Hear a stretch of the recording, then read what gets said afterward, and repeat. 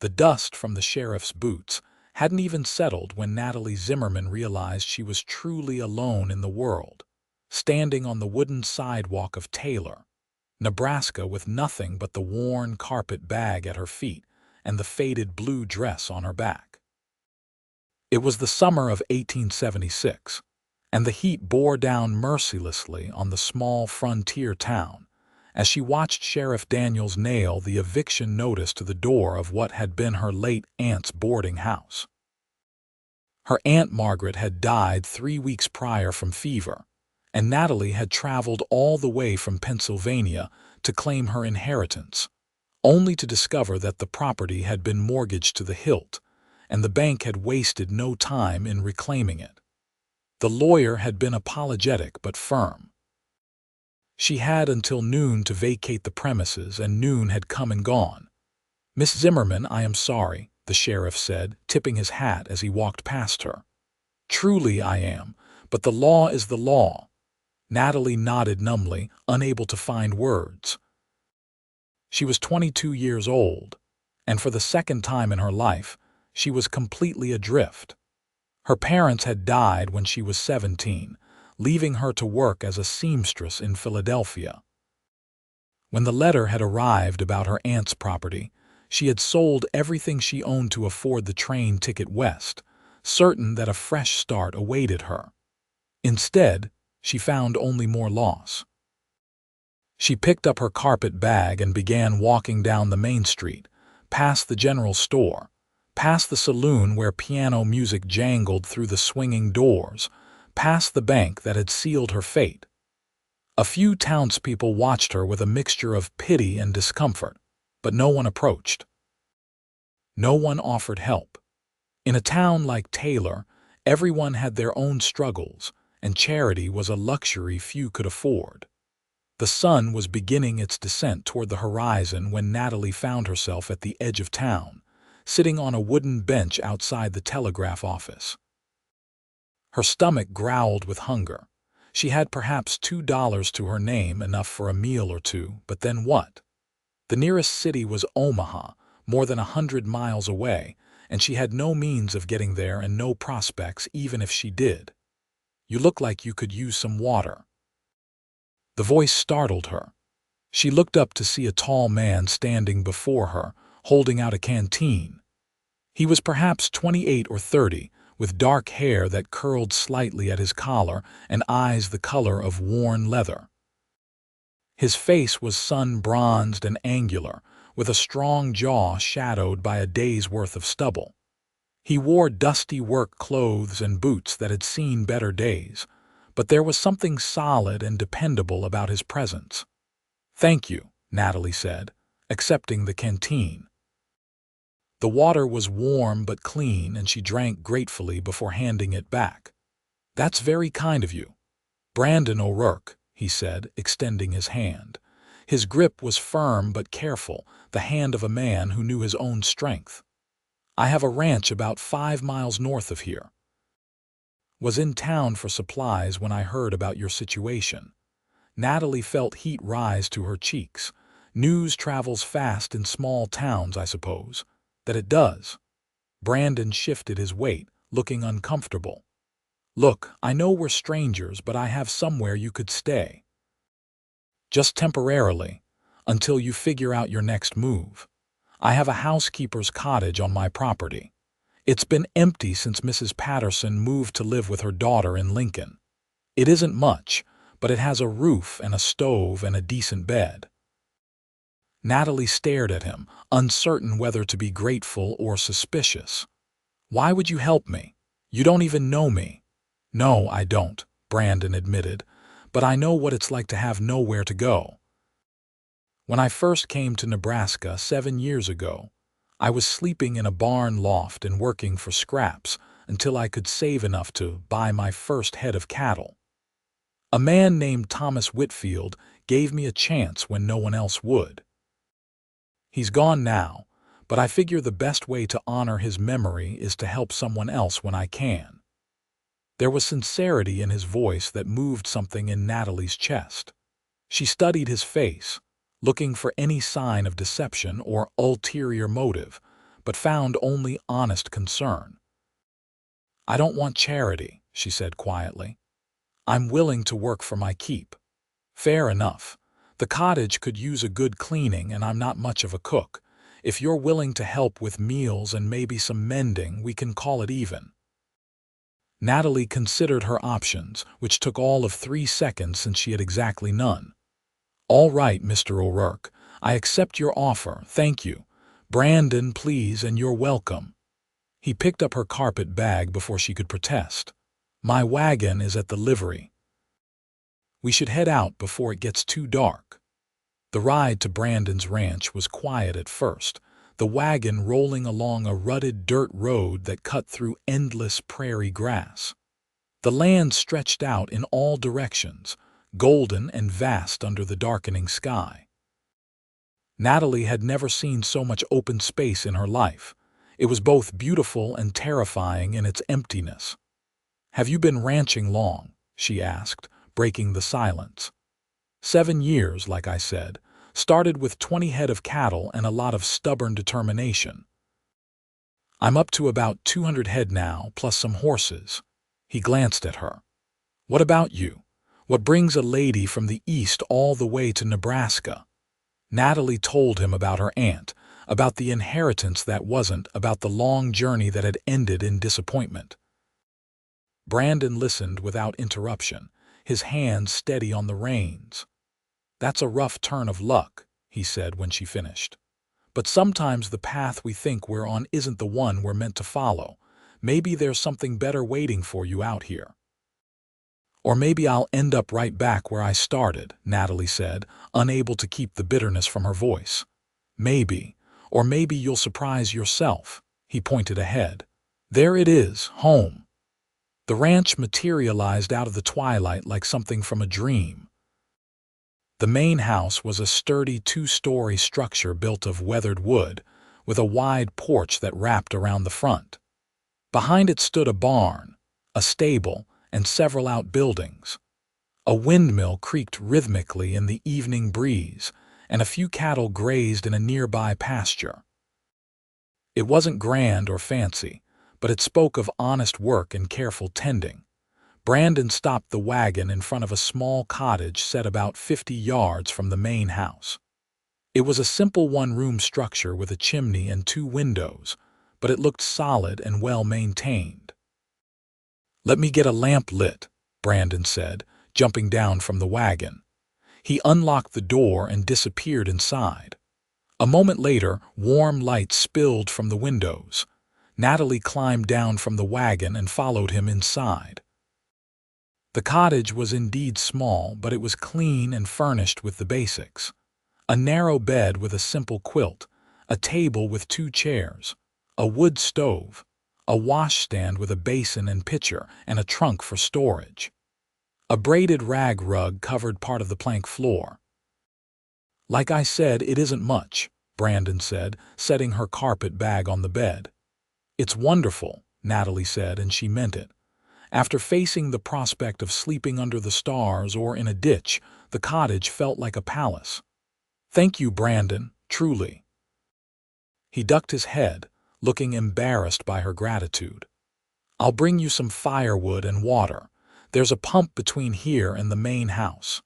Breakfast is usually at dawn, but tomorrow you can sleep in if you need to. You've had a long day." After he left, Natalie sat on the edge of the bed and allowed herself to cry for the first time since leaving Philadelphia. She cried for her lost parents, for her aunt she had never really known, for all the plans that had crumbled to dust. But beneath the grief was something else, a tiny, fragile seed of hope.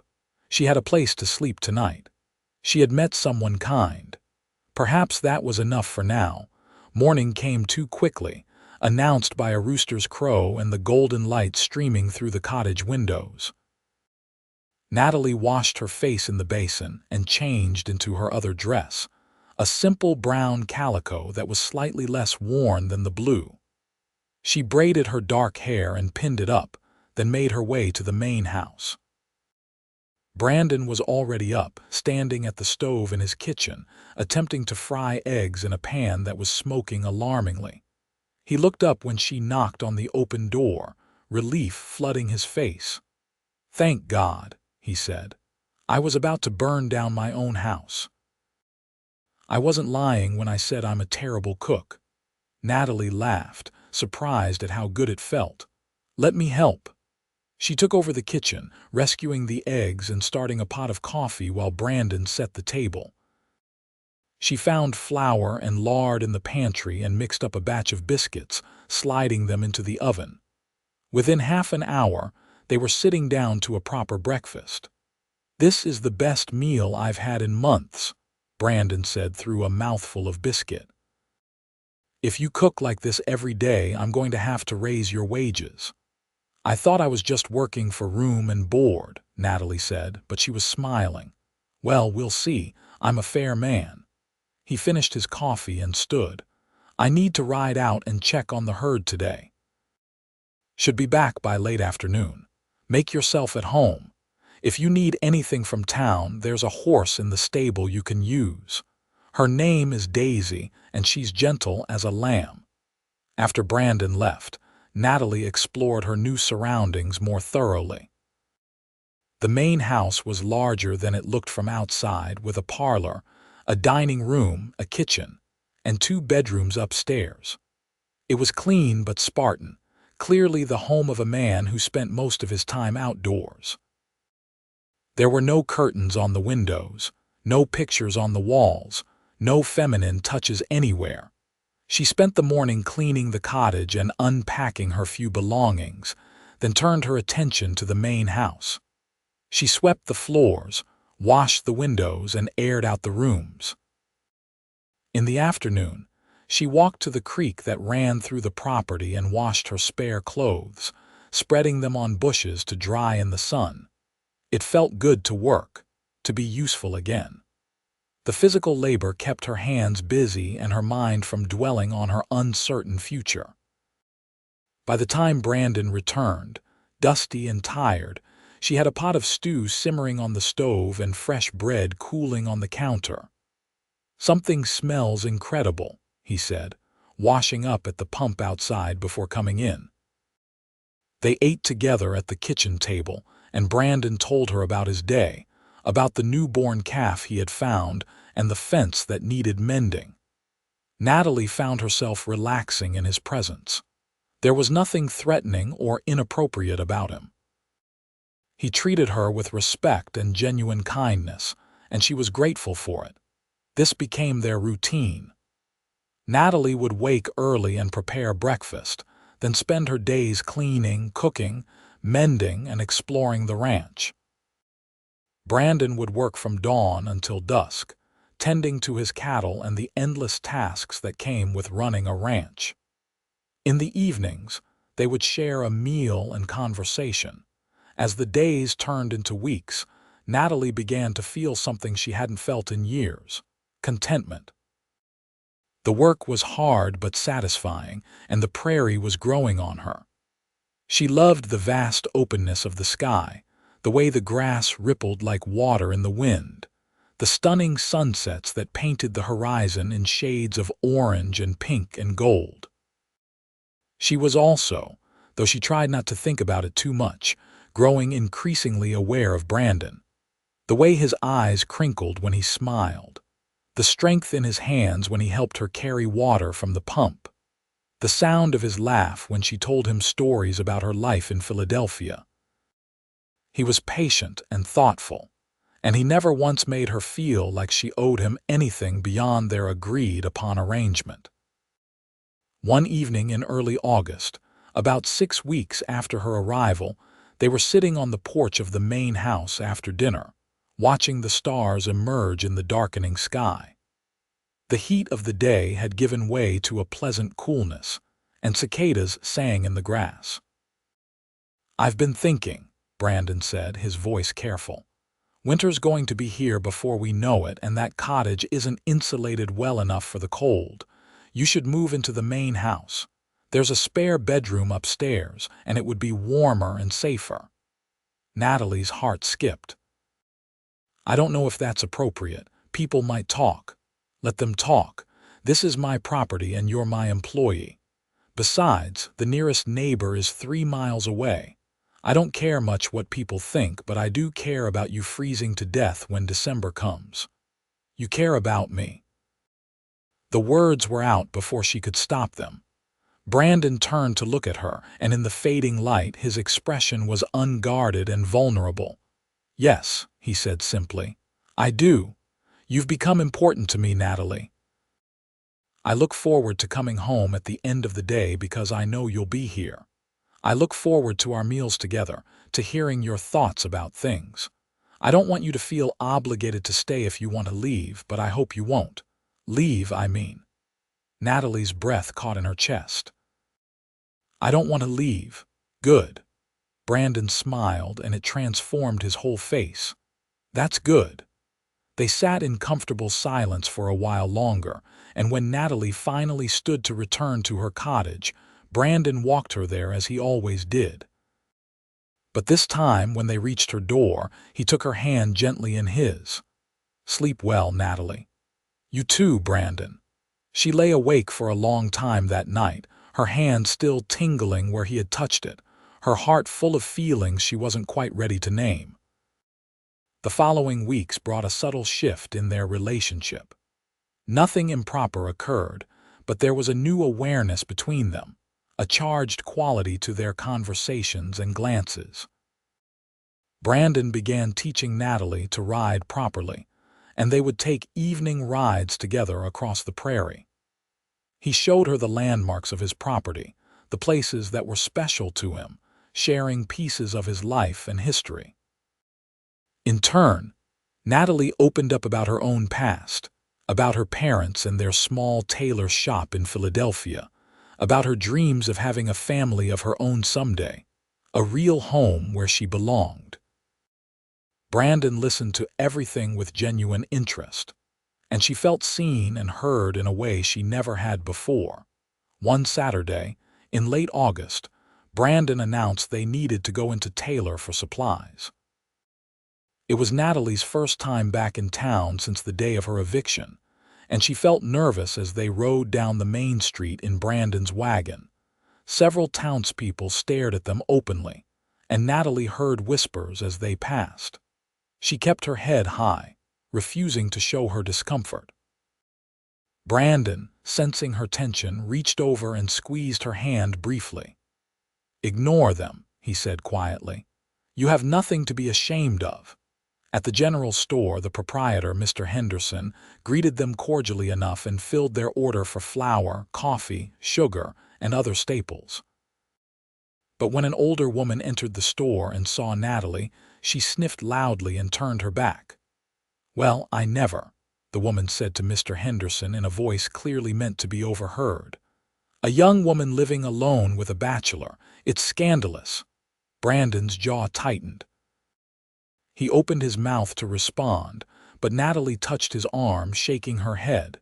It wasn't worth it. They finished their shopping in silence and loaded the supplies into the wagon. As Brandon was helping Natalie onto the seat, a man approached. He was well dressed in a suit that looked expensive but slightly out of place in the rough frontier town. His face was soft and pale, suggesting he didn't spend much time outdoors. "Mr. O'Rourke," the man said. "Nathan Pemberton. I'm the new manager at the bank." "Mr. Pemberton." Brandon's tone was polite but cool. "I've been reviewing the accounts, and I noticed your mortgage payment is due next month. I wanted to remind you personally that the bank expects prompt payment." "My payments have always been on time," Brandon said evenly. Of course. "I'm simply ensuring we understand each other. The bank has been quite generous with your loan terms, given that you're a single man without family support. It would be unfortunate if circumstances changed and you found yourself unable to meet your obligations." His eyes slid to Natalie meaningfully. Brandon's hands clenched into fists. "Are you threatening me, Mr. Pemberton?" "Not at all, merely stating facts. Good day." Pemberton tipped his hat and walked away. "What was that about?" Natalie asked as Brandon climbed onto the wagon seat. "Nothing good." He snapped the reins and they headed out of town. After a few minutes, he continued, "The bank holds the mortgage on my ranch. I've been paying it down steadily, but I still owe a significant amount. Pemberton is new in town, and he seems to be one of those men who enjoys wielding what little power he has. Is there really a risk? Could you lose the ranch? Not if I keep making my payments, no. I've been careful with my money, and the ranch is doing well." But Pemberton seemed to be suggesting that having you at the ranch somehow affects my financial stability, which is ridiculous. Natalie felt a cold knot form in her stomach. "Maybe I should leave. I don't want to cause problems for you." "No." Brandon's voice was firm. He pulled the wagon to a stop and turned to face her. "You're not causing problems. Pemberton is trying to intimidate me, probably because he's heard gossip and thinks he can use it as leverage. I won't let him, and I certainly won't let small-minded people drive you away." "But Brandon," "Natalie, listen to me." He took her hands in his eyes intense. "I told you that you've become important to me, but I haven't been entirely honest about how important. The truth is, I'm falling in love with you. I think I started falling the moment you accepted water from a stranger and decided to take a chance on a rundown cottage and a lonely rancher. If you want to leave because you don't feel the same way, I'll understand. But if you leave because of what other people think or because of threats from a banker with delusions of importance, then I'm going to be angry and heartbroken in equal measure." Natalie's heart was pounding so hard she could hear it in her ears. "You're falling in love with me?" "Yes." "Completely and hopelessly." She laughed, and it came out slightly breathless. "That's good, because I'm falling in love with you too. I didn't want to admit it, even to myself, because it seemed too soon or too complicated or too something. But it's true. I love the life we've built together. I love our conversations and our rides and the way you look at me like I'm something precious. I love you, Brandon." His face broke into the widest smile she had ever seen, and then he was kissing her. It was sweet and careful at first, then deeper as she responded, her hands coming up to rest against his chest where she could feel his heart racing as fast as her own. When they finally pulled apart, both breathing hard, Brandon rested his forehead against hers. "Marry me." "What?" "Marry me, Natalie. I know it's fast, but life on the frontier doesn't leave much room for long courtships. I want you to be my wife, not just my housekeeper. I want to wake up next to you every morning and fall asleep with you every night. I want to build a real life with you, have children if we're blessed with them, grow old together on this land. Say yes." Natalie felt tears streaming down her cheeks, but they were tears of joy. "Yes, yes, of course yes." They kissed again, and somewhere in the back of Natalie's mind, she marveled at how much her life had changed in just a few months. She had come to Nebraska with nothing, facing an uncertain and frightening future. Now she had everything, a home, a purpose, and a man who loved her with his whole heart. "We should get married soon," Brandon said, still holding her close. "Not because of gossip or propriety, but because I don't want to wait another day longer than necessary." "How soon?" "Next week. We can arrange it with the preacher and tailor. It doesn't need to be fancy." "Next week sounds perfect." They drove home in a state of euphoria, making plans and talking about their future. Brandon wanted to add on to the house eventually, to build more rooms for the family they hoped to have. Natalie wanted to plant a garden in the spring and maybe get some chickens. They talked about small things and big dreams, and everything felt possible. But when they arrived back at the ranch, reality intruded in the form of a stranger waiting on the porch. He was a thin man with sharp features and calculating eyes, dressed in clothes that had seen better days.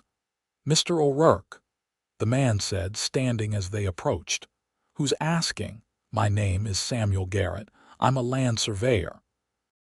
I've been hired to evaluate properties in this area for potential purchase." My land isn't for sale. Everything's for sale for the right price, Garrett said with an oily smile. I represent some investors from Omaha who are interested in acquiring large parcels of land for cattle operations. They're prepared to make very generous offers. I said my land isn't for sale. Good day, Mr. Garrett.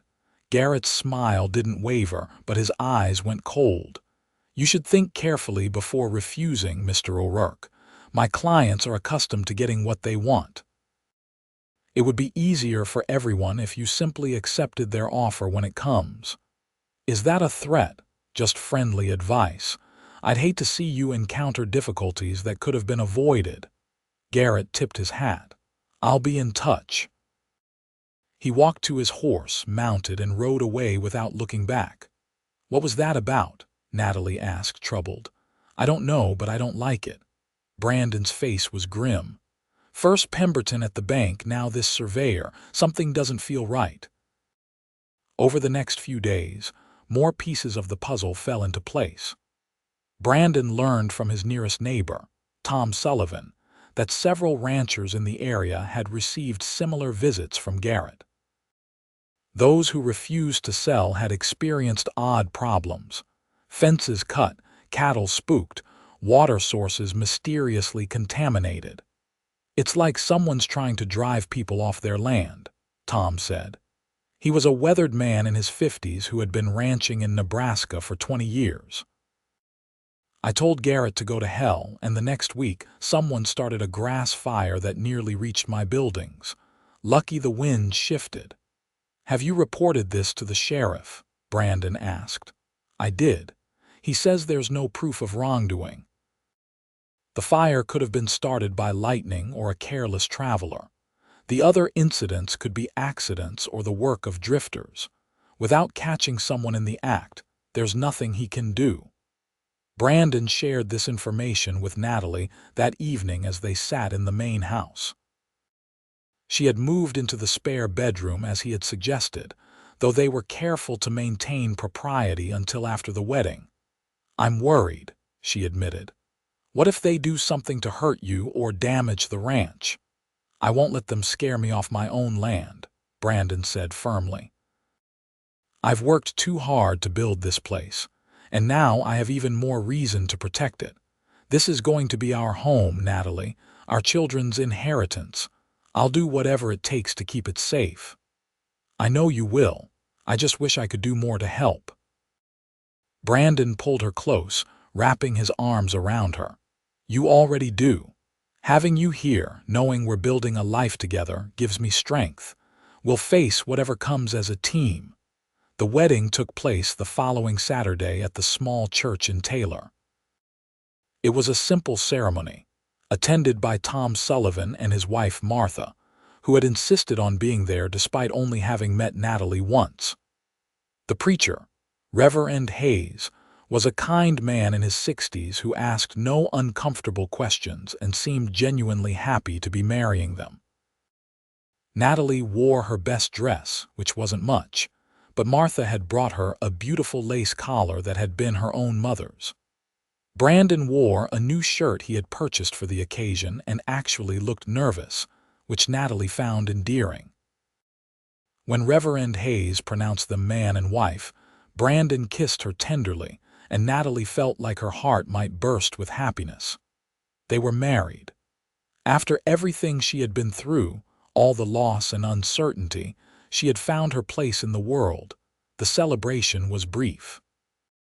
Martha had prepared a small cake, which they shared at the church before heading back to the ranch.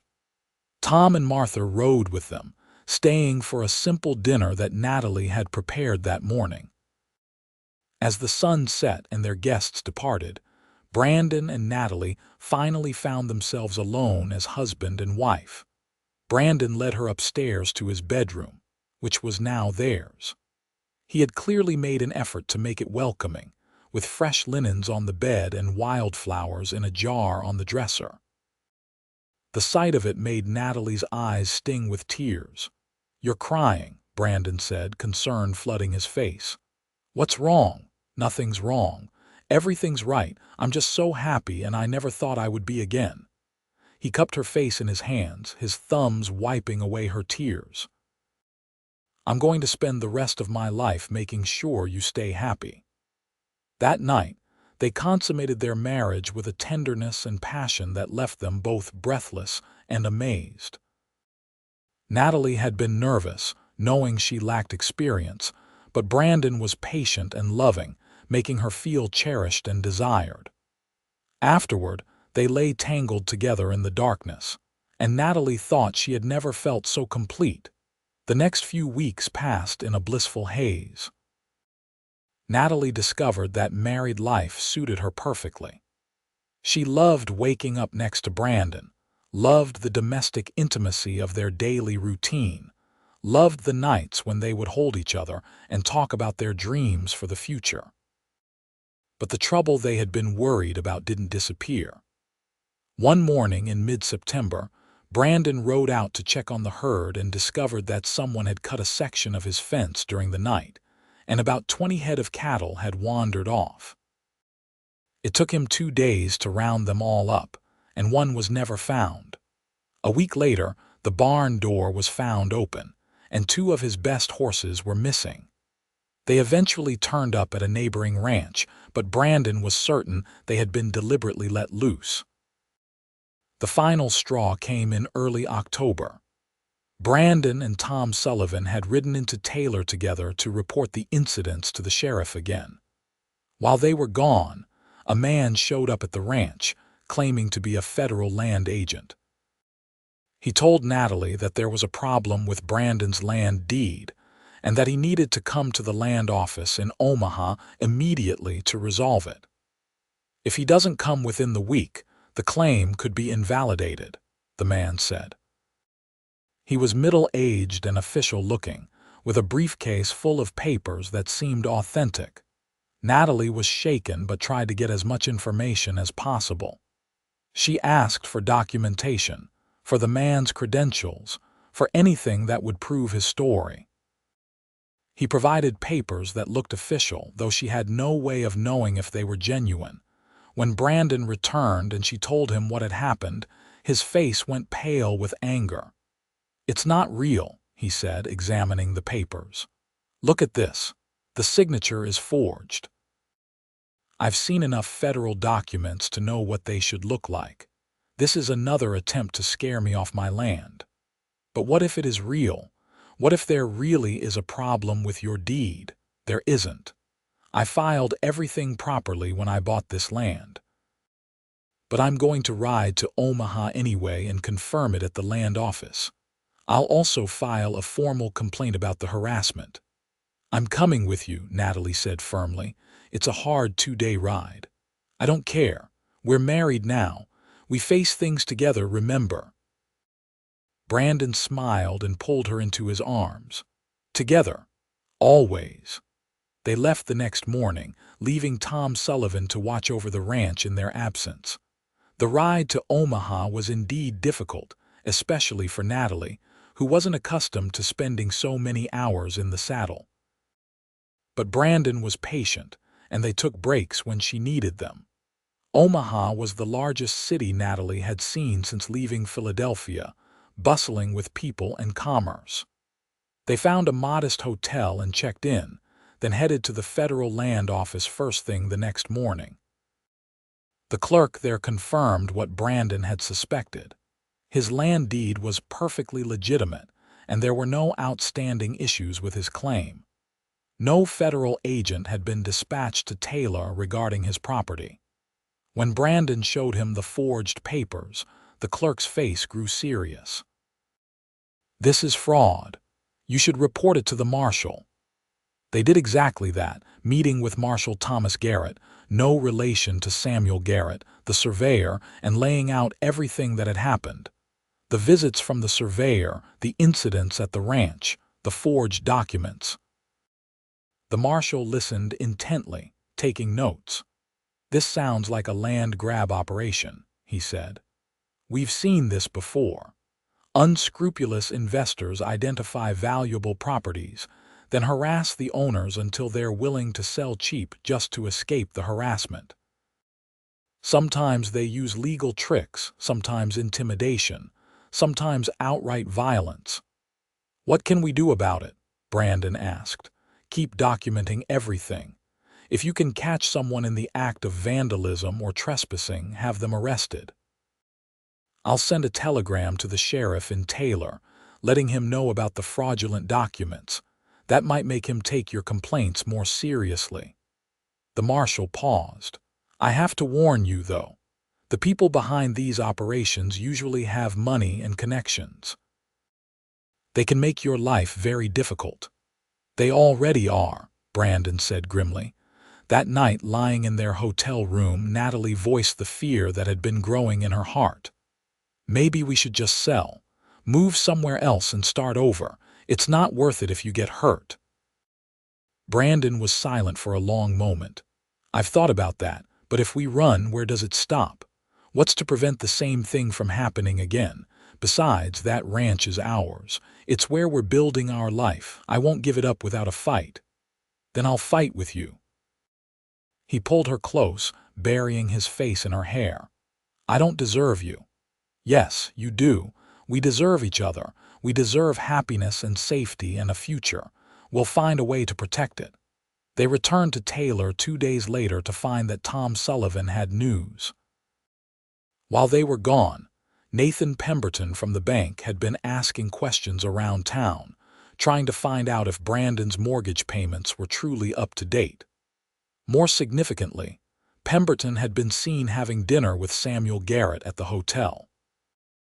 They're working together, Brandon said as they sat in their kitchen that evening. The bank and the investors. Pemberton must be getting a cut if they can force me into foreclosure or drive me off the land. Can we prove it? Not yet, but knowing is half the battle. Over the next few weeks, Brandon became more vigilant. He rode his property lines every day, checking for signs of tampering.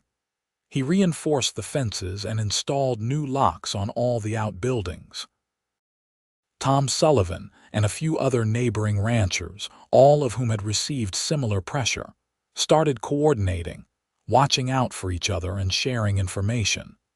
Natalie did her part by keeping detailed records of every incident, every suspicious visit, every veiled threat. She also struck up a friendship with Martha Sullivan and some of the other ranch wives, creating a network of support that extended beyond just the men. In late October, their vigilance paid off. Brandon caught 2 men cutting his fence in the middle of the night. He confronted them at gunpoint, and when they tried to flee, he fired a shot in the air that brought Tom Sullivan and his sons running from the neighboring property. The men were apprehended and taken to the sheriff. Under questioning, one of them admitted they had been hired by Samuel Garrett to cause trouble for uncooperative ranchers. It wasn't a complete confession, and Garrett denied everything when the sheriff questioned him, but it was enough to make him leave town quickly. With Garrett gone, the harassment stopped. Brandon made his mortgage payment to the bank on time, and Pemberton could do nothing but accept it with bad grace. The investors from Omaha apparently decided that Taylor's ranchers were more trouble than they were worth, and moved on to easier targets elsewhere. By the time winter arrived in full force, life had returned to normal. The ranch was secure, the cattle were healthy, and Brandon and Natalie settled into the rhythm of married life. The cold months were long and sometimes harsh, but the house was warm and cozy, and Natalie found she didn't mind being snowed in when it meant spending long evenings by the fire with her husband. In January, Natalie began to suspect she might be pregnant. Her monthly courses had stopped, and she felt queasy in the mornings. She waited another few weeks to be sure before telling Brandon, wanting to be certain before she raised his hopes. On a sunny February afternoon, with snow sparkling on the ground outside, she finally told him.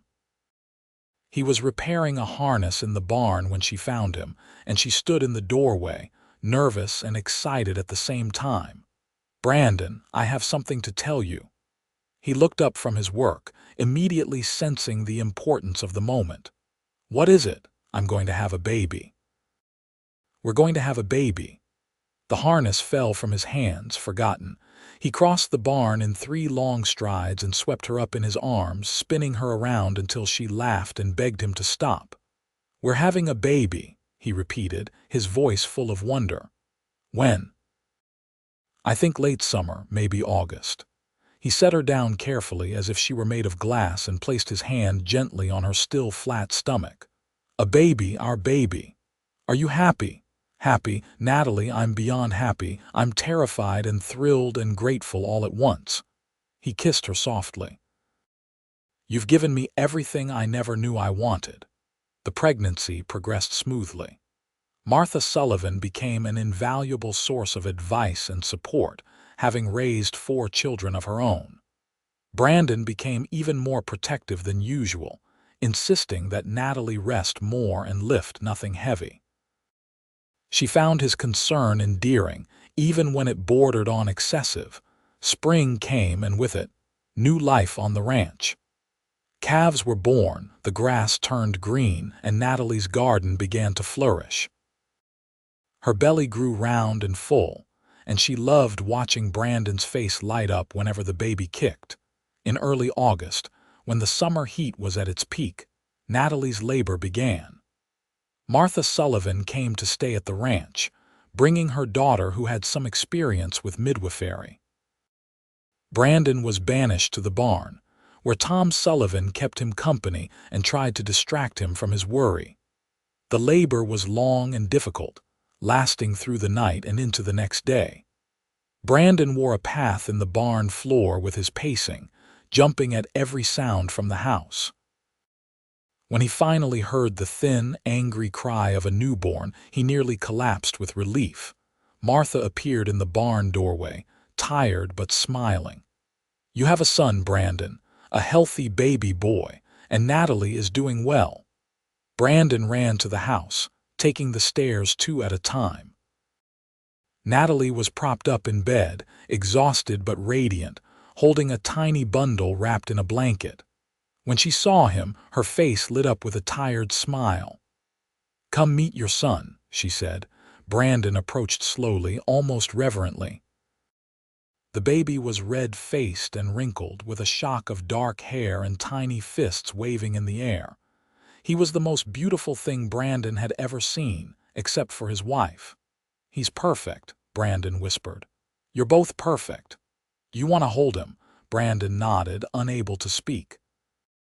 Natalie carefully placed the baby in his arms, and Brandon felt something shift inside him, a fierce, protective love unlike anything he had ever experienced. "What should we name him?" Natalie asked. They had discussed names during the pregnancy, but hadn't settled on one.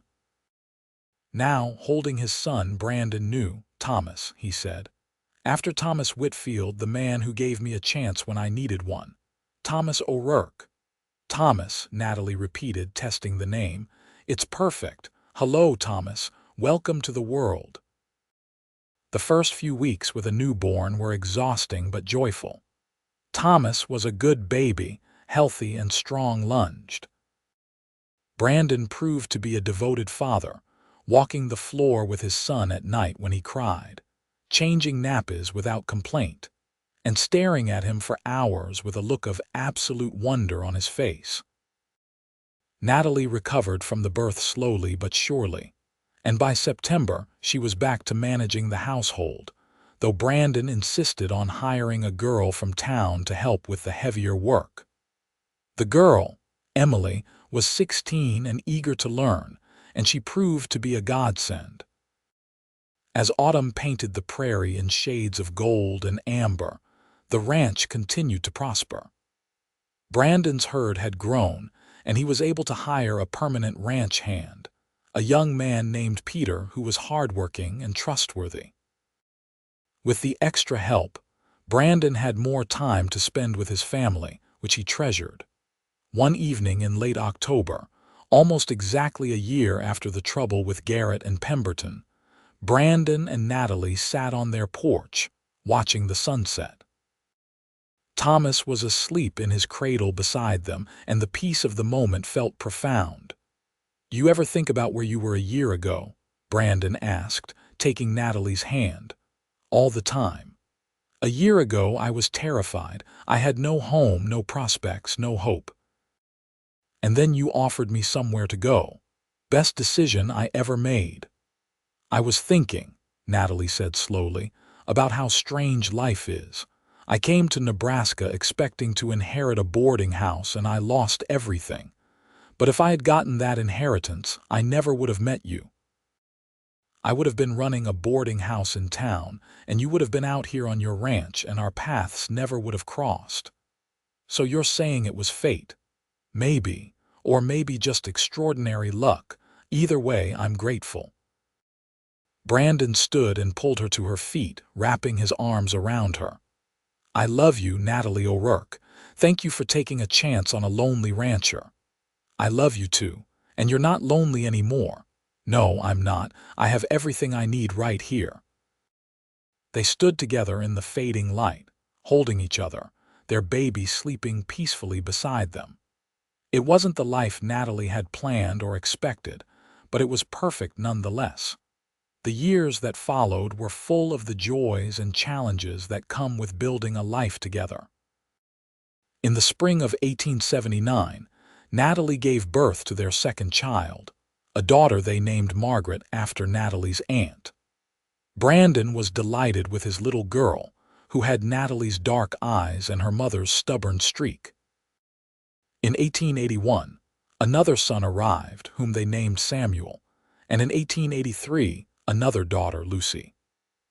The house that had once seemed too large for one lonely man was now bursting with noise and laughter and the chaos of family life. Brandon expanded the ranch steadily, always carefully, never taking on more debt than he could handle.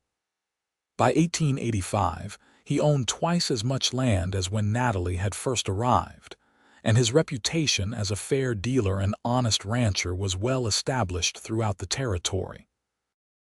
Natalie thrived in her role as wife and mother. She kept the household running smoothly, raised their children with love and discipline, and remained Brandon's closest confidante and advisor. She also became involved in the community, helping to establish a proper school in Taylor and organizing a lending library. The land grab scheme that had threatened their ranch became a distant memory, though they never forgot the lessons they had learned about standing firm and fighting for what was theirs. Nathan Pemberton left the bank under mysterious circumstances in 1877, and a more honest manager took his place. Samuel Garrett was eventually arrested in Kansas for fraud and served time in prison. As their children grew, Brandon and Natalie made sure to teach them the value of hard work, integrity, and compassion. Thomas, their eldest, showed a natural aptitude for ranching and often said he wanted to take over the family business someday. Margaret was book smart and talked about becoming a teacher. Samuel was adventurous and dreamed of seeing the wider world. Lucy, the youngest, was still figuring out who she wanted to be. In the summer of 1890, Natalie discovered she was pregnant again at the age of 36. This pregnancy was more difficult than the others, and she spent much of it resting under doctor's orders. Brandon was beside himself with worry, but Natalie remained calm, trusting that everything would work out as it should.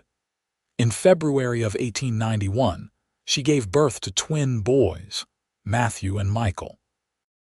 The labor was hard, and there were frightening moments when the midwife wasn't sure both babies would survive, but in the end, both boys were healthy if small. Brandon wept with relief when he held them, one in each arm, marveling at the fact that they now had 6 children. "Our family is complete," Natalie said from the bed, exhausted but happy. "It's more than complete. It's perfect." The late 1890s brought prosperity to the ranch and the region. The railroad extended service to Taylor, making it easier to ship cattle to market. The town grew from a rough frontier settlement into a proper community with a school, a church, a bank with honest management, several shops, and even a small hotel. Brandon and Natalie's marriage remained strong through all the years and changes. They still made time for each other, stealing moments alone when they could, talking late into the night about their dreams and concerns. The passion that had drawn them together never faded. It simply matured and deepened, becoming something richer and more sustaining. One evening in the spring of 1900, they celebrated their 24th wedding anniversary with a quiet dinner after the children were in bed. Thomas was now 22 and working the ranch alongside his father. Margaret had indeed become a teacher and was engaged to a young lawyer in Taylor. Samuel was away at college in Lincoln, studying business. Lucy was 17 and helping her mother manage the household. The twins, Matthew and Michael, were 9 and full of energy and mischief. 24 years, Natalie marveled, looking at her husband across the table. He was 52 now, with gray threading through his dark hair and lines around his eyes from years of squinting into the sun. But to her, he was still the handsome stranger who had offered her water and hope when she had nothing. "Best 24 years of my life," Brandon said, raising his glass. "To many more." "To many more," Natalie echoed. They talked about their children, about the ranch, about the new century they were living in and the changes it would bring. The world was modernizing rapidly. There was talk of automobiles replacing horses, of electric lights, of telephones and other marvels that would have seemed like magic back in 1876. "You ever miss the old days?" Brandon asked. "When it was just the two of us." "Sometimes," Natalie admitted. "But I wouldn't trade what we have now for anything. Our children are our legacy, Brandon. They're proof that something beautiful can come from loss and hardship." "You're right. And speaking of legacy, Thomas and I have been talking. He wants to buy the Sullivan Ranch. Tom's getting older and wants to retire to live with his daughter. If Thomas buys it, we'd control a much larger section of land, and he'd be set up to really build something significant. Can we afford it? With careful management, yes. And Thomas has saved quite a bit from his wages. It would be his ranch, really. His chance to build his own legacy. Then we should help him," Natalie said. "That's what parents do." The Sullivan property was purchased that summer, and Thomas O'Rourke became a rancher in his own right, though he continued to coordinate closely with his father. The transition was smooth, and Tom Sullivan retired with the satisfaction of knowing his land was in good hands. Margaret married her lawyer, David Preston, in a beautiful ceremony in August. The entire community turned out for the wedding, which was held at the church in Taylor. Natalie cried as she watched her daughter exchange vows, remembering her own simple wedding in that same church so many years ago.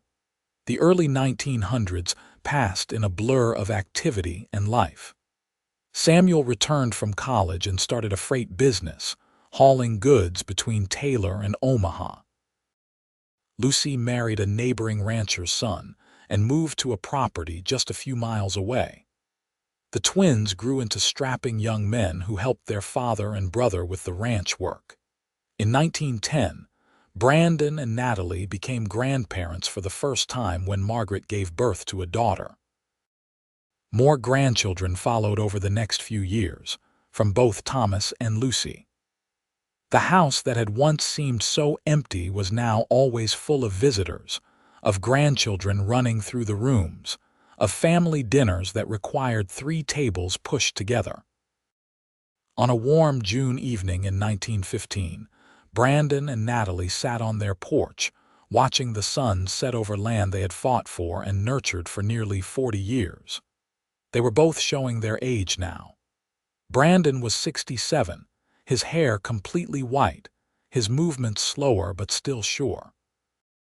Natalie was 61, with silver streaks in her dark hair and laugh lines around her eyes. "I've been thinking about the day we met," Brandon said, holding her hand as he had done thousands of times over the years. "About how you looked sitting on that bench outside the telegraph office, trying so hard to be brave even though you were terrified." "I was terrified," Natalie admitted. "I thought my life was over. I thought I had nothing left. And now I have everything. A home, a family, a love that has sustained me through everything. You gave me all of that, Brandon. You saw me when I was at my lowest and offered me somewhere to go, somewhere to belong. You gave me just as much. Before you, I was just existing, going through the motions. You taught me what it meant to truly live, to love, to build something meaningful." They sat in comfortable silence, watching the colors change in the sky. In the distance, they could see Thomas working with his own son in the pasture, teaching the next generation the ways of ranching. Lucy's children were playing in the yard, their laughter carried on the evening breeze. The land stretched out around them, green and gold and beautiful, a testament to decades of hard work and love. "You have any regrets?" Natalie asked. Brandon thought about it seriously before answering. "No. Not a single one. Every choice I made, every challenge we faced led us to this moment, and this moment is perfect." "Yes," Natalie agreed, leaning her head on his shoulder. "It is." As the sun dipped below the horizon, painting the sky in brilliant shades of orange and pink, Brandon and Natalie O'Rourke remained on their porch, two people who had found each other when they needed it most and built a life more beautiful than either had dared to dream. They had faced eviction and uncertainty, threats and hardship, but they had faced it all together, and in the end, that had made all the difference. Their love story had begun with a simple act of kindness on a dusty street in Nebraska, and it had grown into something extraordinary, something that would live on through their children and grandchildren and all the generations that would follow. They had started with nothing and built everything, and they had done it together. That was their legacy, far more valuable than land or money or possessions. They had created a family, a home, a place where love dwelt in every corner and every memory. And as the stars began to emerge in the darkening sky, they knew with certainty that every struggle had been worth it, every sacrifice meaningful, every moment precious. Years continued to pass in contentment and peace. Brandon and Natalie grew older gracefully, supported by their large and loving family. In 1920, they celebrated their golden wedding anniversary with a huge gathering that brought together children, grandchildren, friends, and neighbors from all over the region. It was a joyous occasion filled with laughter, stories, and grateful tears. Thomas had become a successful rancher in his own right, respected throughout Nebraska for his fair dealing and innovative practices. Margaret and her husband had raised 4 children, all of whom were thriving. Samuel's freight business had expanded to cover most of the state. Lucy's family lived close enough to visit often, bringing their children to learn about ranch life from their grandparents. Matthew had become a veterinarian, serving the ranching community, while Michael had followed his uncle Samuel into the freight business. Brandon and Natalie watched it all with profound satisfaction, knowing that they had created something that would endure long after they were gone. The ranch remained in the family, passed down to Thomas and his children, a living monument to that day in 1876, when a desperate young woman and a lonely rancher had taken a chance on each other. In the spring of 1925, Brandon fell ill with pneumonia. At 77, his body couldn't fight off the infection as it once might have. Natalie rarely left his bedside, holding his hand and talking to him about their life together, about all the memories they had made. "I'm not afraid," Brandon told her one night, his voice weak but clear. "I've lived a good life, a full life. I've been blessed beyond measure." "Don't talk like that," Natalie said, though tears streamed down her face. "You're going to get better, maybe, but if I don't, I need you to know something. That day I offered you water and a place to stay. I was just trying to do a kind thing. I had no idea I was meeting the woman who would become my whole world. You transformed my life, Natalie. You made me better than I ever could have been alone. Thank you for saying yes. Thank you for taking a chance on me. Thank you for giving me somewhere to go when I had nowhere," Natalie whispered. "Thank you for loving me, for building this beautiful life with me." Brandon recovered from that illness, though he was weakened by it. He lived another year, long enough to meet 2 more great-grandchildren, and to see Thomas's eldest son take a leadership role on the ranch. He passed away peacefully in his sleep in June of 1926, with Natalie beside him, holding his hand as she had done for 50 years. The grief was profound, but it was tempered by gratitude for the life they had shared. The funeral was attended by hundreds of people whose lives Brandon had touched, and he was laid to rest on a hill overlooking the ranch he had built, the land he had loved. Natalie lived for another 5 years, surrounded by her children and grandchildren. She remained sharp and engaged, still dispensing wisdom and love to all who sought it. She spent her final years writing down the story of her and Brandon's life together, wanting future generations to know how their family had begun, how love and kindness had triumphed over hardship and uncertainty. She passed away peacefully in 1931 at the age of 77 and was buried beside her beloved husband on that same hillside. The headstone was simple but perfect. Natalie O'Rourke. Beloved wife, mother, and grandmother, she had nowhere to go. He said, "I have somewhere." Together, they built everything. The ranch continued to thrive under Thomas and his descendants, remaining in the O'Rourke family for generations. The story of Brandon and Natalie became family legend, told and retold at gatherings, a reminder of the power of compassion and the enduring strength of true love. They had started with a chance meeting on a dusty street in a small frontier town. She had been evicted with nowhere to go. He had offered her somewhere.